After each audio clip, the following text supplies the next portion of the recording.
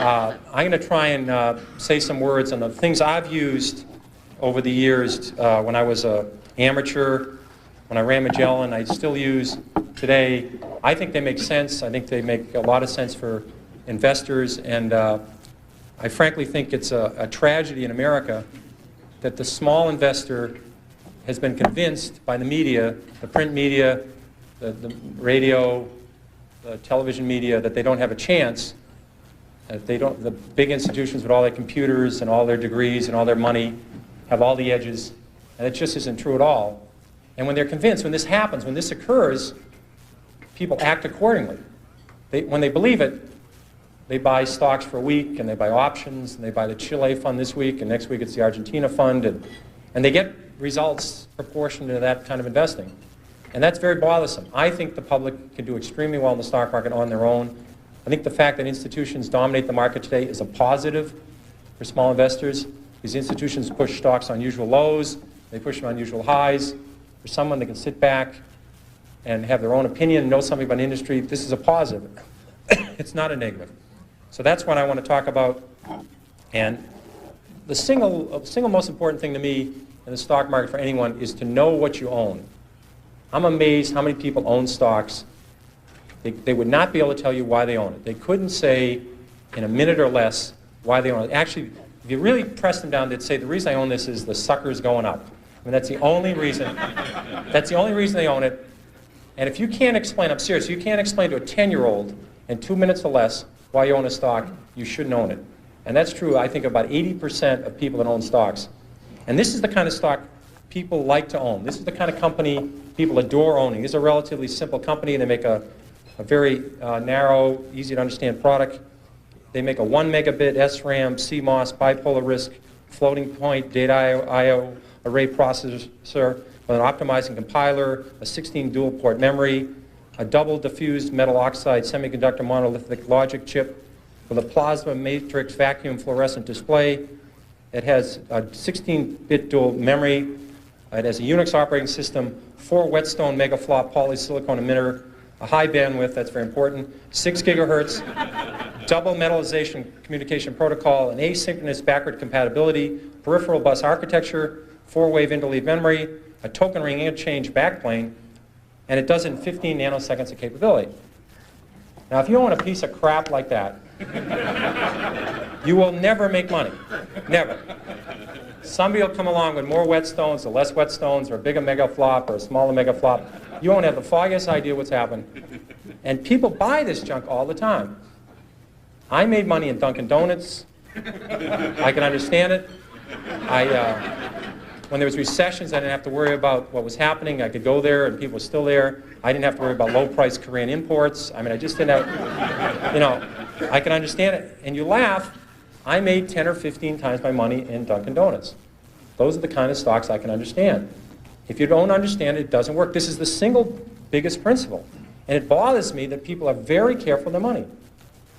The public, when they buy a refrigerator, they get a Consumer Reports. They buy a microwave oven, they do that. They ask people what's the best kind of radar range or what kind of car to buy. They do research on apartments. When they go on a trip to Wyoming, they get the Mobile Travel Guide, or California. When they go to Europe, they get the Michelin Travel Guide. People will hear a tip on a bus on some stock, and they'll put half their life savings in it before sunset, and they wonder why they lose money in the stock market. And when they lose money, they blame it on the institutions and program trading. That is garbage. They didn't do any research. They bought a piece of junk. They didn't look at the balance sheet, and that's what you get for it. And that's what we were being driven to, and it's self-fulfilling. The public does terrible investing, and they say they don't have a chance. It's because that's the way they're acting. I'm trying to convince people there is a method. There are reasons for stocks that go up. Coca-Cola, this is very magic. It's a very magic number. Easy to remember. Coca-Cola is earning 30 times per share what they did 32 years ago. The stock has gone up 30-fold. Bethlehem Steel is earning less than they did 30 years ago. The stock is half its price of 30 years ago. Stocks are not lottery tickets. There's a company behind every stock. If a company does well, the stock does well. It's not that complicated. People get too carried away. And first of all, they try and predict the stock market. That is a total waste of time. No one can predict the stock market. They try to predict interest rates. I mean, this is if anybody would predict interest rates right 3 times in a row, they'd be a billionaire. Considering there's not that many billionaires on the planet, it's very, you know, I had logics, I had a syllogism and studied these when I was at Boston College. There can't be that many people who can predict interest rates because there'd be lots of billionaires. And no one can predict the economy. I had a lot of people in this room were around in 1981 and 82 when we had a 20% prime rate with double-digit inflation, double-digit unemployment. I don't remember anybody telling me in 1981 about it. I didn't read, I studied all this stuff. I don't remember anybody telling me we're going to have the worst recession since the Depression. So what I'm trying to tell you, it'd be very useful to know what the stock market is going to do. It'd be terrific to know that the Dow Jones average a year from now would be X, that we're going to have a full-scale recession, or interest rate's going to be 12%. That's useful stuff. You never know it, though. You just don't get to learn it. So I've always said, if you spend 14 minutes a year on economics, you've wasted 12 minutes. And I really believe that. Now, I have to be fair. I'm talking about economics in the broad scale, predicting the downturn for next year, or the upturn, or M1 and M2, 3B, and all these M's. I'm talking about economics. To me, is when you talk about scrap prices. When I own auto stocks, I want to know what's happening to used car prices. When used car prices are going up, it's a very good indicator. When I own hotel stocks, I want to know what hotel occupancies about. When I own chemical stocks, I want to know what's happening to the price of ethylene. These are facts. If aluminum inventories go down 5 straight months, that's relevant. I can deal with that. Home affordability, I want to know about when I own Fannie Mae or I own a housing stock. These are facts. There are economic facts and there's economic predictions. And economic predictions are a total waste. And interest rates, Alan Greenspan's a very honest guy. He would tell you that he can't predict interest rates. He could tell you what short rates are going to do in the next 6 months. Try and stick them on what the long-term rate will be 3 years from now. He'll say, I don't have any idea. So how are you, the investor, supposed to predict interest rates if the head of the Federal Reserve can't do it? So I think that's, but you should study history, and history is the important thing you learn from. What you learn from history is the market goes down. It goes down a lot. The math is simple. There's been 93 years a century. This is easy to do. The market's had 50 declines of 10% or more. So 50 declines in 93 years. About once every 2 years, the market falls 10%. We call that a correction. That means, that's a euphemism for losing a lot of money rapidly. But we call it a correction. And so 50 declines in 93 years, about once every 2 years, the market falls 10%. Of those 50 declines, 15 have been 25% or more. That's known as a bear market. We've had 15 declines in 93 years. So every 6 years, the market's going to have a 25% decline. That's all you need to know. You need to know the market's going to go down sometime. If you're not ready for that, you shouldn't own stocks. And it's good when it happens. If you like a stock at 14 and it goes to 6, that's great. You understand the company, you look at the balance sheet, and they're doing fine, and you're hoping to get to 22 with it. 14 to 22 is terrific. 6 to 22 is exceptional. So you take advantage of these declines. They're going to happen. No one knows when they're going to happen. It would be very, people tell you about it after the fact that they predicted it, but they predicted it 53 times. And so you can take advantage of the volatility in the market if you understand what you own. So I think that's the key to element. Another key element is that you have plenty of time. People are in an unbelievable rush to buy a stock. I'll give you an example of a well-known company. Walmart went public in October of 1970. 1970 went public. Already had a great record. It had 15 years performance, great balance sheet. You could have waited 10 years saying you're a very conservative investor. You're not sure this Walmart can make it. You want to check. You see them operate in small towns. You're afraid they can only make it in 7 or 8 states. You want to wait till they go to more states. You keep waiting. You could have bought Walmart 10 years after they went public and made 35 times your money. If you bought it when they went public, you would have made 500 times your money. But you could have waited 10 years after Walmart went public and made over 30 times your money. You could have waited 3 years after Microsoft went public and made 10 times your money.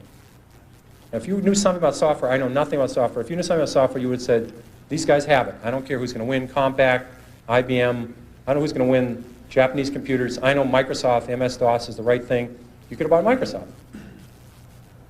Again, I'm repeating myself, stocks are not a lottery ticket. There's a company behind every stock. And you can just watch it. You have plenty of time. People are in an amazing rush to purchase a security. They're out of breath when they call up. You don't need to do this. It's you need an edge to make money, too. People have incredible edges, and they throw them away. I'll give you a quick example of SmithKline. This is a stock that had Tagamet. Now, you didn't have to buy SmithKline when Tagamet was doing clinical trials. You didn't have to buy SmithKline when Tagamet was talked about in the New England Journal of Medicine or the British version, Lancet. You could have bought SmithKline when Tagamet first came out, a year after it came out. Let's say your spouse, your mother, your father, you were a nurse, you were a druggist, you're writing all these prescriptions. Tagamet was doing an amazing job of curing ulcers, and it was a wonderful pill for the company because if you just stopped taking it, the ulcer came back. See, it would have been a crummy product if you took it for $1 and it went away, but it was a great product for the company. But you could have bought it 2 years after the product was on the market and made 5 or 6 times your money. I mean, all the druggists, all the nurses, all the people, millions of people saw this product. And they're out buying oil companies, or drilling rigs, It happens. And then 3 years later or 4 years later, Glaxo, even a bigger company, it's a huge company, a British company, brought out Zantac, which was a better, at that time, an improved product. And you could have seen that take market share, do well. You could have bought Glaxo and triple your money. So you only need a few stocks in your lifetime. They're in your industry. I think of people, if you'd worked in the auto industry, let's say you're an auto dealer the last 10 years. You would have seen Chrysler come up in the minivan. You've seen, if you're a Buick dealer, a Toyota dealer, a Honda dealer, you would have seen the Chrysler dealership packed with people. You could have made 10 times your money on Chrysler a year after the minivan came out. Ford introduced the Taurus Sable, the most successful line of cars in the last 20 years. Ford went up 7-fold on the Taurus Sable. So if you're a car dealer, you only need to buy a few stocks every decade. When your lifetime's over, you don't need a lot of 5-baggers to make a lot of money starting with $10,000 or $5,000. So in your own industry, you're going to see a lot of stocks, and that's what bothers me. There are good stocks out there looking for you, and people just aren't listening, and they're just not watching it. And they have incredible edges. People have big edges over me. They work in the aluminum industry. I see aluminum industries coming down, inventories coming down 6 straight months. They see demand improving. In America today, it's hard to get an EPA permit for a bowling alley, never mind an aluminum smelter. So when aluminum gets tight, you just can't build 7 aluminum smelters. So when you see this coming, you can say, wait a second, I can make some money. When an industry goes from terrible to mediocre, the stock goes north. When it goes from mediocre to good, the stock goes north. And it goes from good to terrific, the stock goes north. There's lots of ways to make money in your own industry. You can be a supplier in the industry, you can be a customer. This thing happens in the paper industry, it happens in the steel industry. It doesn't happen every week, but if you're in some field, you'll see a turn, you'll see something in the publishing industry. These things come along, and it's just mind-boggling, people throw it away. One of the things I find, a couple of rules I want to throw out that I find useful, excuse me, is a lot of times people buy on the basis the stock has gone down this much. How much further can it go down? I remember when Polaroid went from 130 to 100. People said, here's this great company, great record. If it ever gets below 100, just buy every share. And it did get below 100. A lot of people bought on that basis, saying, look, it's gone from 135 to 100. It's now 95. What a buy. Within a year, it was 18. And this is a company with no debt. I mean, this is a company, it was just so overpriced. It went down. I did the same thing in my, I think my first or second year at Fidelity. Kaiser Industries had gone from $26 a share to 16. I said, how much lower can it go? It's 16. So I think we bought one of the biggest blocks ever on the American Stock Exchange of Kaiser Industries at 14. I said, it's gone from 26 to 16. How much lower can it go? Well, at 10, I called my mother and said, Mom, you got to look at this Kaiser Industries. I mean, how much lower can it go? It's gone from 26 to 10. Well, it went to 6, it went to 5, it went to 4, it went to 3. And now, fortunately, this happened rapidly, or I would probably be still caddying or working at the Stop and Shop, but it happened fast. So I was able to, it was compressed. And at 3, I figured out, there's something very wrong here because Kaiser Industries owns 40% of Kaiser Steel, they own 40% of Kaiser Aluminum, they own 32% of Kaiser Cement, they own Kaiser Broadcasting, they own Kaiser Sand and Gravel, Kaiser Engineers, they own Jeep, they own business after business, and they had no debt. Now, I learned this very early. This might be a breakthrough for some people. It's very hard to go bankrupt if you don't have any debt. It's tricky. Some people can approach that. It's a real achievement. But they had no debt, and the whole company at 3 was selling at about $75 million. At that point, it was equal to buying one Boeing 747. I said, there's something wrong with this company selling for $75 million. I was a little premature at 16, but I said, everything's fine, and eventually this will work out. And what they did is they gave away all their shares to their shareholders. They passed out shares in Kaiser Cement, they passed out shares in Kaiser Aluminum, they passed out the public shares in Kaiser Steel, they sold all the other businesses, and you get about $50 a share. But if you didn't understand the company, if you were just buying on the fact the stock had gone from 26 to 16, and then it went to 10, what would you do when it went to 9? What would you do when it went to 8? What would you do when it went to 7? This is the problem that people have, is they sell stocks because they didn't know why they bought it, then it went down, and they don't know what to do now. Do you flip a coin? Do you walk around the block? You know, what do you do? Psychiatrists haven't worked so far. I've never seen them running in. The Psychological Psychiatry Fund, I've never seen listed for with the SEC to make it through as a mutual fund. So they haven't seemed to help. I've tried prayer. That hasn't worked. So if you don't understand the company, you have this problem when they go down. Eventually, they always come back. This one doesn't work either. People think RCA just about got back to its 1929 high when General Electric took it over. A lot of double knits never came back. Remember those beauties? Floppy disks, Western Union. The list goes on and on. People saying it'll come back. Well, it doesn't have to come back. Here's another one you hear all the time. It's $3. How much can I lose? I've had people call me up saying, I'm thinking of buying this stock at 3. How much can I lose? Well, again, you may need a piece of paper for this, but if you put if you put $20,000 in a stock at 50, or your neighbor put $20,000, that fool, at 50 into the stock, and you put $20,000 in at 3, and it goes to 0, you lose exactly the same amount of money, everything. And people say it's 3. How much can I lose? Well, if you put $1 million on it, you can lose $1 million. Just the fact that stock, this may be a reason to research a stock. The fact that stock is 3 down from 100 doesn't mean you should buy it. And in fact, short sellers, people that really make money in stocks, they don't short Walmart, they don't short Home Depot, they don't short the great companies, Johnson & Johnson. They short stocks down from 80 to 7. They'd like to short it at 16 or 22, but they figured out at 7 that this company is going to go to 0. They just haven't blown taps on this thing yet. It's going to 0. And they're selling it short at 7, they're selling it short at 6, at 5, at 4, at 3, at 2, at 1 1/4. And you know to sell something short, you need a buyer. Somebody has to buy the damn thing. And you wonder, who's buying this thing? It's these people saying it's 3. How much lower can it go? You know, now, here's a subject that you probably all talked about. Getting close. Getting close. All right, we'll drop that one out. It's getting very close, so everybody has to go somewhere. So the important thing is you can't get too attached to a stock. You have to understand there's a company behind it. You can't treat this like your grandchildren. No, you have to deal with the stock and say, I understand the company, and if it deteriorates, if the fundamentals slip, you have to say goodbye to it. If one rule you want to remember is the stock does not know you own it. This is a breakthrough. So don't get, you have to understand it and say they're doing well, and as long as they keep doing well, my best stocks have been my 5th, 6th, 7th year I own them, not my 5th, 6th, 7th day. So you have to understand that and stay with it. And then I'll switch through to my long shots. Avoid long shots. I bought about 30 long shots in my life. I've never broken even on one. The ones that are really bad are what we call whisper stocks. And if Arthur Levitt was here, he'd appreciate these stories. But these are the times that somebody calls you up and say, hi, Peter, how's Carolyn, how are the kids? And I'd like to talk to you about International Blivet. And what they have in this company is very good about the earnings. Earnings going to be very, they're going to be big, small.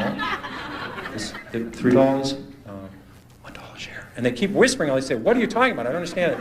And these are, now either they're so surrounded by people they're going to run out and buy this stock because it's so exciting, or they think the SEC is listening in, they'll get a shorter term, they'll get 6 months in the camp rather than 2 years in the camp. But whisper stocks don't work. And then I want to conclude with there's always something to worry about. if you own stocks, there's always something to worry about. You can't get away from it. What happens in the 50s, people were worried about, the only reason we got out of the Depression was World War II. We got another recession in the early 50s. They said we're going to go right back into a depression. People were worried about a depression in the 50s, and they worried about nuclear war. I mean, back then, you know, the little warheads they had then, they couldn't blow up McLean, West Virginia, or McLean, Virginia, you know, or Charlestown. Now, all these countries that end in STAN, there's 9 of these STAN countries that have come out of Russia. They all have enough warheads to blow the world up, and no one worries about it. When I was a kid, people were building fallout shelters, and we used to have this civil defense drill. Remember this one in high school? I mean, you get under your desk. I never thought even then that was a particularly good thing to do. You know, they'd blow us, some people in a hat would all get under our desk, you know. But in the 50s, people wouldn't buy stocks, except for the 80s. The 50s was the best decade, this century of the stock market. And people wouldn't buy stocks in the 50s because they're worried about nuclear war and they're worried about depression. Then people, remember when oil went from 4 to 40 and it was going to go to 100 and we're going to have a depression? Remember that one? Well, about 3 years later, the same experts, now higher paid, oil's now at 10, and they said it was going to go to 4 and we're going to have a depression. And then the Japanese, remember how the Japanese were going to own the world? Remember that one? And that we're going to have a depression?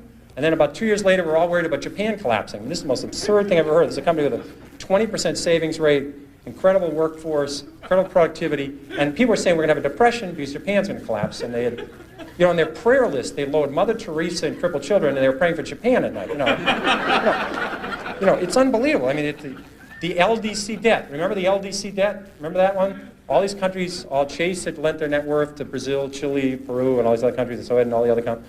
And LD said they were not going to pay it back, and we're going to have a depression. It always ends and we're going to have a depression. Or the Great Depression. We're going to have the Great Depression. I never could quite understand that adjective in front of depression, but the Great Depression, or the big one. The big one's coming. But all these countries, and now I understand, you know, these are called then they were called less developed countries. Now, we used to call them underdeveloped countries. Those are all wrong terms. Those are not politically correct. You have to call these emerging countries. You can't use less developed or underdeveloped because that's, in fact, the other day I heard the politically correct term for somebody that's overweight is laterally challenged. That's so there's always something to worry about, and the key organ in your body in the stock market is your stomach. It's not the brain. If you can add 8 and 8 and get reasonably close to 16, that's the only level of math you need to know. You don't know to need the area under the curve. Remember that quadratic equation and an integral calculus and the area under the curve. I mean, whoever cared what was under the damn curve? I mean, you know, but you had to study this. You don't need this in the stock market. So all you have to know is you're going to see, it's always going to be scary. There's going to be always something to worry about. And you just have to forget all about it. Cut it all out and own good companies or own turnarounds. Study them and you'll do well. And that's all there is, and I'm ready for questions. When managing a portfolio, do you pay much attention to the activities of Congress and the regulators? Did Ed Markey put this one up? I'm not sure on that. I spend zero time thinking about what's happening down here in Washington, and I spend little time thinking what's going on in Russia or China. I just deal with facts. When the economy's going down, when the economy's going the wrong way, I can deal with that. This whole health care reform bill drove a lot of drug stocks down to low levels. And I could say to myself, well, 60% of Johnson & Johnson's earnings are outside the United States. Their pharmaceutical drug business is all on patent. Nothing's coming off patent. They only have 5% of sales from one product, which is Tylenol, which is already an over-the-counter drug and it's growing overseas. I says, why is this stock gone from 58 to 36? And these companies are already dealing in Japan and overseas with they already have the government controlling pharmaceutical prices. They've dealt with it. So I deal with facts. They might, this year, I thought it was very likely you'd have a bill passed on health care. It didn't happen. They drove the stocks down, but I think the stocks would have rebounded anyway, even if the health care bill was passed. So I don't deal with what's happening in Congress or what's going to happen in the future. I just deal with what's happening in the economy and what's happening in the companies I call. How useful is the financial reporting in the general daily press to you, and how useful should it be to investors in general? Okay. It has improved dramatically, not just in the press, but also company reporting. 10 years ago, companies didn't have interim balance sheets. It's hard to imagine. They only gave their balance sheet to you once a year. Now they show you quarterly what's happened to their inventories, what's happened to receivables. Now in the major newspapers, they'll even show types of funds. They're now, I think there's 2,500 companies in the New York Stock Exchange. There's over 5,000 different mutual funds. So there's twice as many mutual funds as there are stocks. At least in the paper day, explains what kind of fund this fund is. So I think reporting has improved. They report earnings. But again, I think if you own auto stocks, you shouldn't be reading the financial part of the newspaper. On Wednesday, the local newspaper, Tuesday some places, or on Saturday, they have a whole 4 pages on automobiles. And they talk about new models. And they say this one stinks and this one's outstanding. They really, if you own auto stocks, that's the part of the newspaper you should be in. You shouldn't be calling your broker 4 times a day to get stock quotes. It doesn't work. Getting up in the morning to look to see how your stock did yesterday is not useful. All this stuff is just a waste of time. If you're adding up how much your stocks are worth, absolute waste of time. You should be looking at the company when you get the quarterly reports. You should be, if you're at the mall, imagine if you were in the retailing industry, or if you're in the restaurant industry, you would have seen Taco Bell, you would have seen McDonald's, you would have seen Toys R Us. I mean, you would have seen all these companies do terrifically well. You would have seen Bombay, you would have seen Tandy with Radio Shack, and you would have seen Radio Shack roll across the country, and pretty soon there were 25 Radio Shacks in every major city, and you said, there's not much room for them to go. But they had a 20-year great run. That's what you're dealing with. You're not dealing with the minutia of today. You're dealing, what's this company doing 2 years, 3 years, 4 years, 5 years from now? And if you're dealing with a cyclical and business is turning around, you wait for signs that business is slowing down. And when you see it, you move on to something else. Are you concerned about the volatility in the financial markets today? Do you think something needs to be done to reduce it? I love volatility. I remember when in 1972 the market went from down dramatically, and Taco Bell went from 14 to 1. They had no debt. They never had a restaurant close, and I started buying at 7, but I kept on to it, and it went to 1. And it was the largest position in Magellan in 1978 when it was bought out by $42 by Pepsi-Cola, and I think it would have gone to 400 if they didn't buy it out. I think volatility is terrific. I think these callers are very important. I don't think the market going up 80 points one day and down 80 the next is a good thing for the public. I think that's not a very good thing. But I think all these callers and all these other things, to keep the volatility down each day is important. But the market's going to go up and down. Human nature hasn't changed a lot in 25,000 years.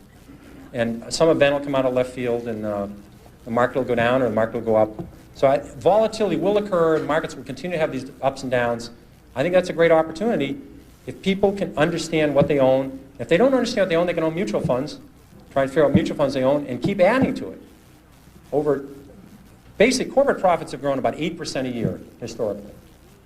So corporate profits double about every 9 years. The stock market ought to double about every 9 years. So I think the next market's about 3,800 today, 3,700. I'm pretty convinced the next 3,800 points will be up. It won't be down. The next 500 points, the next 600 points, I don't know which way they're going. So the market ought to double in the next 8 or 9 years. It ought to double again in the 8 or 9 years after that. Because profits will go up 8% a year, and stocks will follow. That's all there is to it. We're in the month of October. Beware of the month of October, the witching month for the stock market. What do you see as the outlook for this month? And when do you think the Dow will hit 4,000? Okay. October has always been a special month. I remember in 1987, I was very, I was very convinced that the market was not in trouble, and I didn't worry about things. And Carol and I had planned this great golf vacation to Ireland, and we were going to visit one course and stay at a little house and visit another, go all along the west coast of Ireland and play golf. And we left on a Thursday night, and the market went down 55 points that day, which was not too good. And the next day we got to Ireland, because of the time difference, we'd completed our day, and I got back to the hotel and I called in. The market had gone down 112 on Friday. And I said to Carolyn, I think if the market goes down on Monday, we're going to have to go back. And so we stayed there for the weekend. And on Monday the market went down 508 points, and my fund went from I think 12 billion to 8 billion, and that gets your attention, in two working days. I said at the end of this week I'd be have no fund. Now there wasn't a lot I could do. I mean, here I was on Monday, because the market didn't open, by 12 o'clock it was, in Ireland, it was still 7 o'clock in New York. So we did spend that day, and we played around in golf in the morning, and then we went somewhere and sort of watched the market deteriorate. And I did come back. There wasn't nothing I could do. I mean, just nothing I could do about it. But I think my shareholders, if they called up and they said, well, what's Lynch doing? They said, well, he's on the 6th hole, and he's, he's even par up to now, but he's in a trap. This could be, this could be a triple bogey here. This could be a big inning. And I don't think that's exactly what they want to hear. So I could do something about this damn thing. So I came back home and suffered with everybody else. And fortunately, I was very consistent. The market went down when I ran Magellan. On 13 years, the market went down 9 times, and every time the market went down, Magellan went down. I was 9 for 9, and because it's very important. This is another one of these numbers you ought to write down. If you put $1,000 in a stock, all you can lose is 1,000. I've done that several times, but if you're right, you can make 5,000, 10,000, 20,000. So this business, you don't have to be right 1 out of 2 times. You can be right 1 out of 4.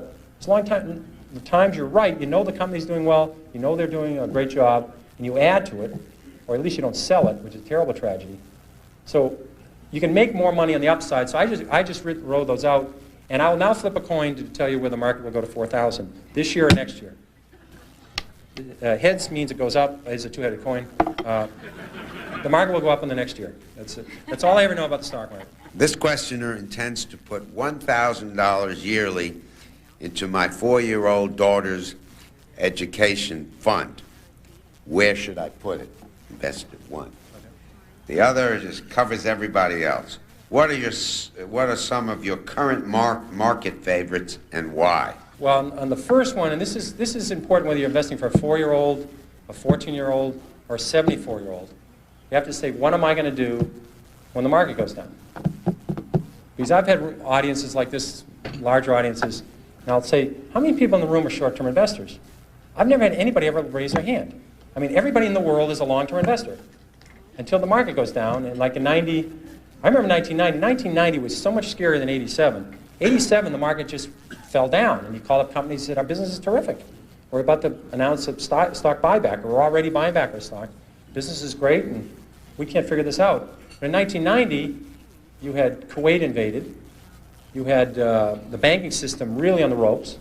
I mean, really close. You called up a company and said the business was slowing down. We sent 500,000 troops to Saudi, and we were about to fight what people thought was the, remember this, it was the 4th largest army in the world, and they were the toughest army in the world, and this was going to be a terrible war, and that we ought to sit them out. Remember the theory, the big theory, there's a lot of people in this city saying, we ought to wait them out. We'd still be waiting there at 120 degrees with our 500,000 people. I mean, I think Bush made an incredibly brave decision on the information he was getting to go in there and knock them out, or we'd still be there. But that was an ugly time, and that was very scary. And the public stood up. Some people learned from 87, and they stood throughout that and said, I'm confident about the next 5, 10, 15 years of this country, and they hung in there. So I would say if you want to buy a small growth fund, or you want to buy a balanced fund that's part bonds and part stocks, you put so much money in, put more in every year, you'll be very pleased in 10, 20, 30 years. Stocks will beat the hell out of money markets. They can beat the hell out of bonds. No group of, you think of it, any corporations, McDonald's, any of these great companies, Marriott, you name it, they've never got together and said, geez, we're really doing well. Why don't we raise the coupon on our bonds? Those bond holders have been really loyal. We've been given 8%. Why don't we raise it to 9?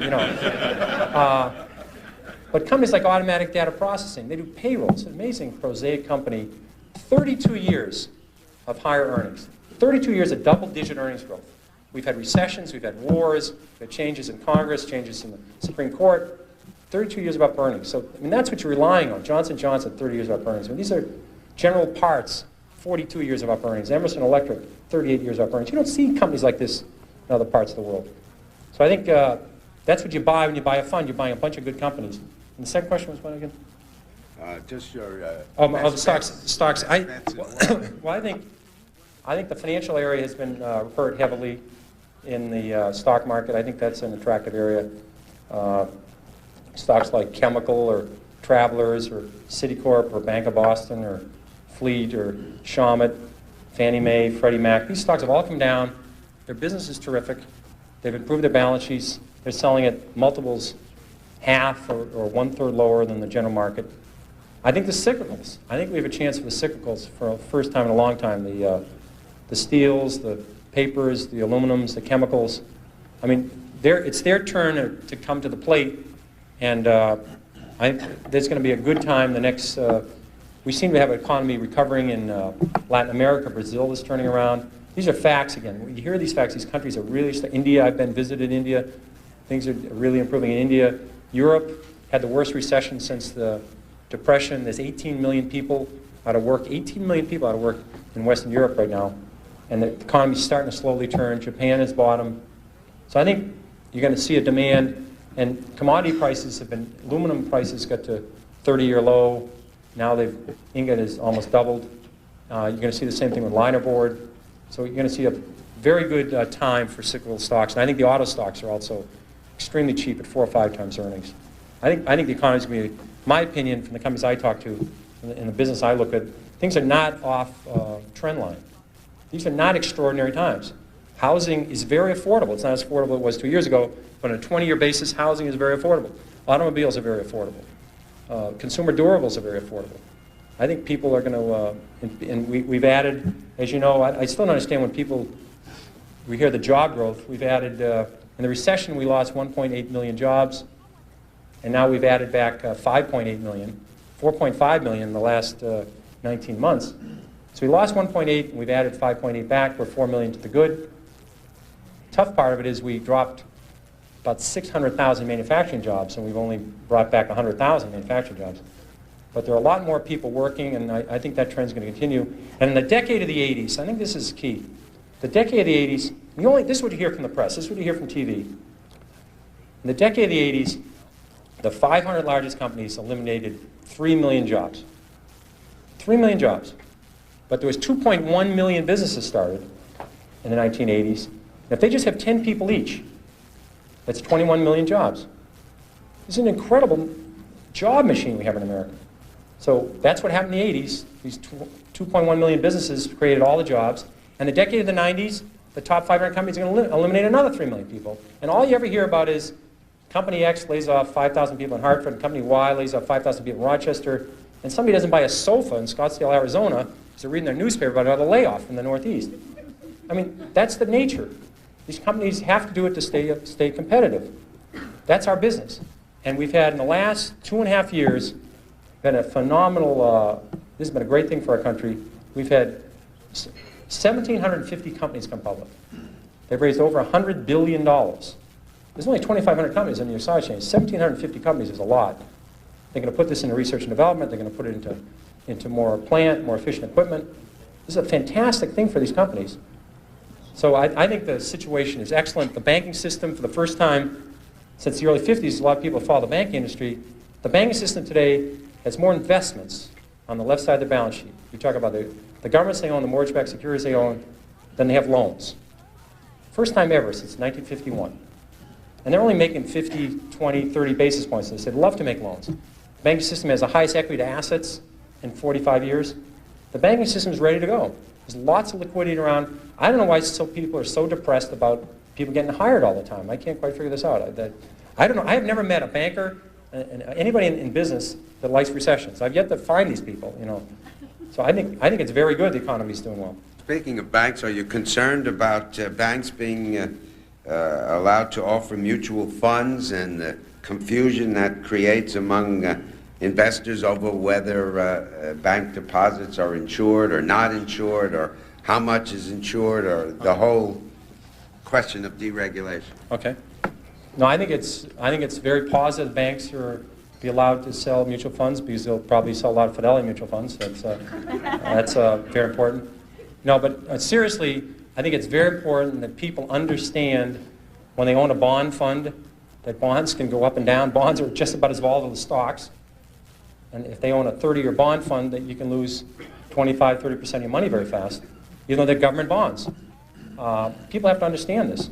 There's an incredible rate of illiteracy in our public, and all they ever hear about is what happened today to Bristol Myers going up $2 or $3, what happened to Dow Jones.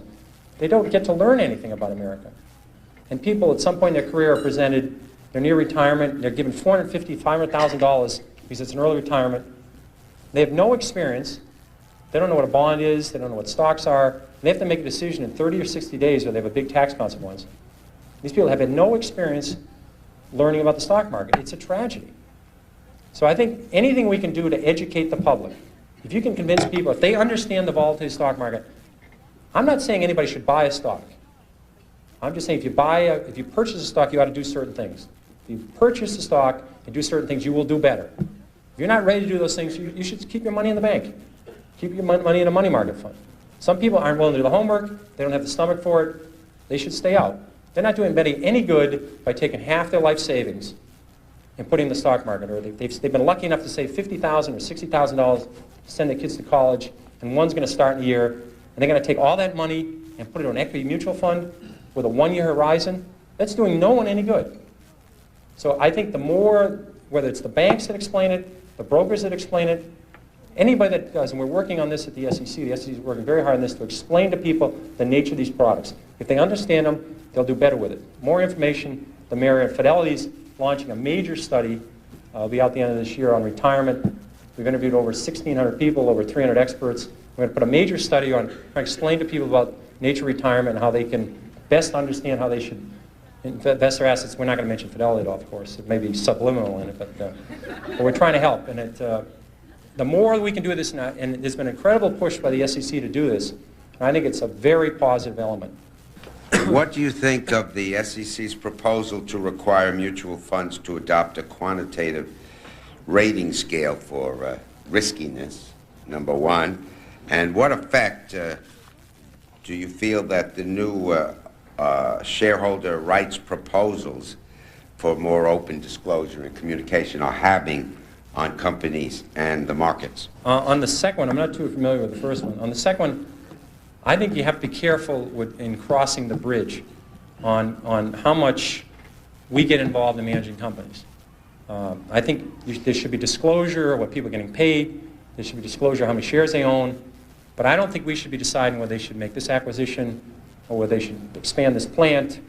When you get too involved in running a company, it's very complex, and a lot of great companies have made a lot of decisions you haven't heard about because they decided not to do something. Some of the best decisions they didn't do was to not do something. And if they're under all this pressure from shareholders of what to do and what not to do, they're going to take their eye off the ball, and they're not going to be able to run the business. And companies are doing well because the companies do well, look out 5, 6, 7 years, and some of the decisions they make may not be the right thing for the next year. The more and more we concentrate on what they're doing and we keep commenting on as outsiders, it's going to be run by an enormous committee, and we'll get committee results. So I don't think that's going to help anybody. But disclosure of relevant facts, of how many options people have, or the options at the market, what they're being paid, I think that's important, how many shares they own, what the company's doing. I think they used to not have a letter. I mean, it's not that recently that you have comments by the chief executive at the stop and hand report. They never used to have to make that. There's a letter saying what happened. I mean, it really is a very valuable piece of information. You don't realize this company spent a lot of time on this. This is a very serious document.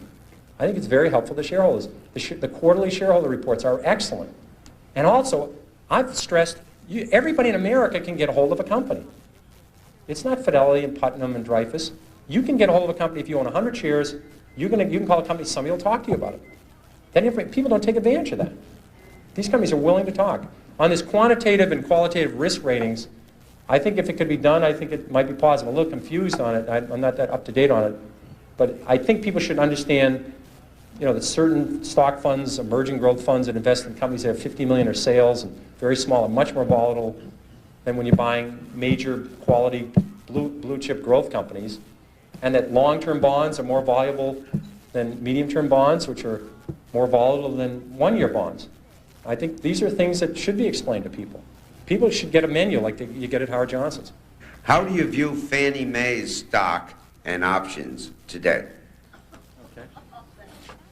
Well, I think I'd broaden it to Freddie Mac too. I think both of these companies, have a great business, and I always look at the stock market I think of it more, if people study chess, this would be not a good game to study for the stock market, because in chess, an outstanding player will beat a good player 1,000 times in a row.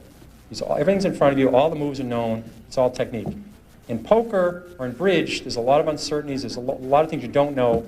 You can play a hand exactly right and lose. You say, but I played it right, if I do it again over a night, over a month, I'll do it. That's the stock market. The stock market is much closer to poker than it is to than any other game. And I think that's what's the important thing to know.